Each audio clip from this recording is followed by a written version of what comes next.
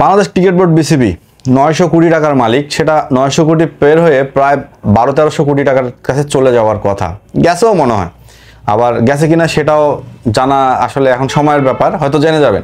So Bangladesh cricket board দুর্নীতির এমন একটা চরম শিখরে পৌঁছাইছে, কালকে ফাহিম সাহেব দেয়া টি স্পোর্টের সাক্ষাৎকারটা যদি না শুনতাম তাহলে এটা বুঝতেই পারতাম না যে বাংলাদেশ ক্রিকেট বোর্ড এত নিকৃষ্ট একটা ক্রিকেট বোর্ড।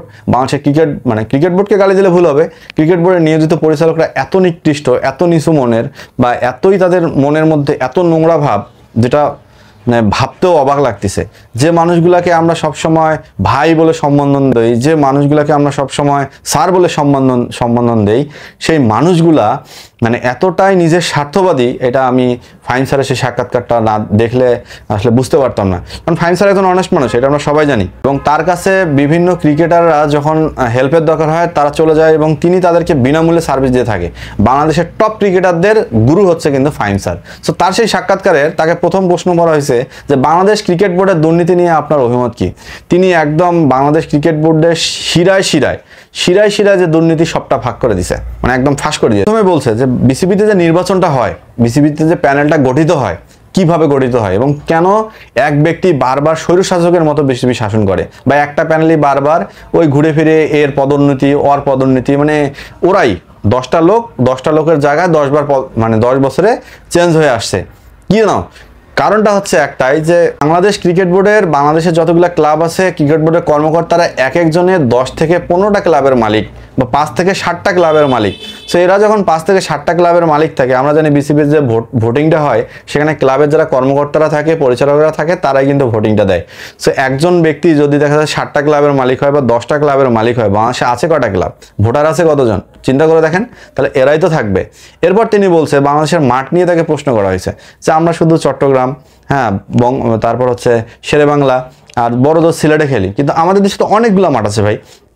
বগুড়া মাঠ আছে, রংপুরে মাঠ আছে, তারপর হচ্ছে খুলনায় মাঠ আছে, রাজশাহীতে মাঠ আছে, নীলফামারীতে মাঠ আছে, বরিশালে মাঠ আছে, অথচ আমরা এই মাঠগুলোতে কখনোই খেলা দেই না। কেন দেই না? কারণ আমাদের এইখানে যে মিরপুরে যে খেলা হবে, চট্টগ্রামে যে খেলা হবে, এইখানে যে কষ্টটা হবে, আমাদের নীলফামারীতে গেলে একটু বেশি কষ্ট হবে, খুলনায় গেলে একটু বেশি কষ্ট হবে। এই কষ্টগুলো বাসায় তো আমরা নিজের পকেটে ভরবো। আজকে যে 900 কোটি টাকা হয়েছে, সেই 5 বছর ধরে এই কথাটা শুনতেছি। এইটা যে 1800 কোটি টাকা হয়নি, এত ভ্যালু না।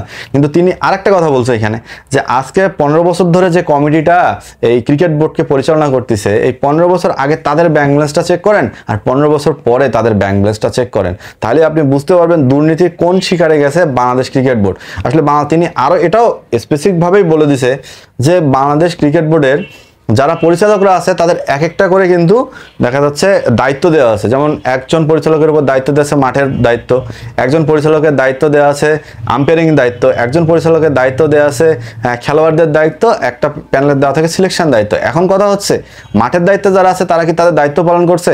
আম্পায়ারিংয়ের কথায় আসি।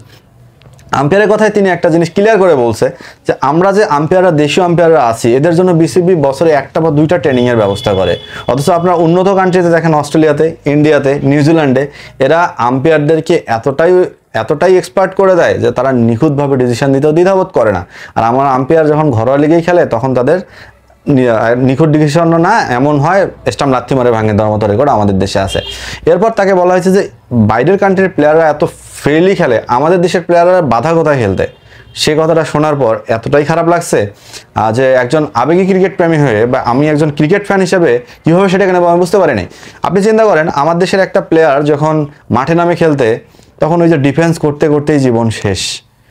কিন্তু আমাদের পার্শ্ববর্তী দেশ ইন্ডিয়ার দিকে যদি তাকাই, অভিষেক শর্মার এক্সাম্পলটা টানি, আইপিএলের প্রথম অভিষেক হয়েছে এবার, কিন্তু এক একটা 6-এর মার কোথায় গিয়ে পড়ছে চিন্তা করছেন? বিশ্বের সমস্ত বাঘা বোলারকে কিন্তু তিনি পেটাইছে।